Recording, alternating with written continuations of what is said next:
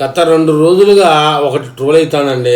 ఉద్యోగులపై red book terror అట. ఈ మహానుభావుడు ఈయన పేరు వచ్చేసి లాస్ట్లో వెంకట్రామరెడ్డి.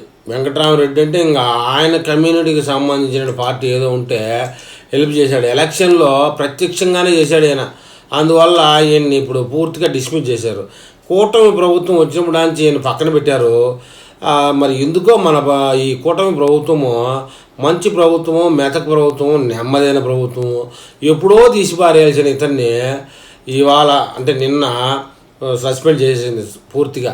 అంటే అతనికి ఇంకా 14 సంవత్సరాల సర్వీస్ ఉండగానే నువ్వు పనికిరావు పోరాన్ని తీసిపడేసింది. దాని మీద వైఎస్ఆర్సీపీ సోషల్ మీడియాలో రెడ్ బుక్, రాజ్యాంగం, టెర్రరు, అది ఇది అని చెప్పేసి ఒకటే కూడదు. అయితే దానికి కొంతమంది రాజకీయ నిపుణులు ఏమని అడుగుతారంటే, డాక్టర్ సుధాకర్ని చేసినట్టు చంపలేదు కదా పేటీఎం న్యాయాలరా, ప్రభుత్వ ఉద్యోగి పార్టీ స్టాండ్ తీసుకోవడం వల్ల సస్పెండ్ చేశాడు, ఏంట్రా మీ బాధ? ప్రభుత్వ ఉద్యోగిగా ఉన్నప్పుడు ఎవడైనా ఒక పార్టీకి ఒత్తాసు పలకూడదు, కావాలంటే రాజీనామా చేసి నువ్వు ఆ పార్టీకి ఒత్తాసు పలికింటే నేను అడిగేవాళ్ళేడు కదా అని అడుగుతున్నారు. అయితే మీ ప్రభుత్వ హయాంలో డీజీపీ వెంకటేశ్వర్లు గారిని 5 ఏళ్ళు హింసించింది గుర్తు రాలేదా అని కూడా అడుగుతున్నారు. దానికి ఎవడు జవాబు చెప్పేవాళ్ళేడు. ప్రభుత్వ ఉద్యోగులను లిక్కర్ షాపుల ముందు నిలబెట్టిన ఘనత మన వైఎస్ జగన్మోహన్ రెడ్డి ప్రభుత్వం అది మర్చిపోయారని కూడా ఎద్దావా చేస్తున్నారు.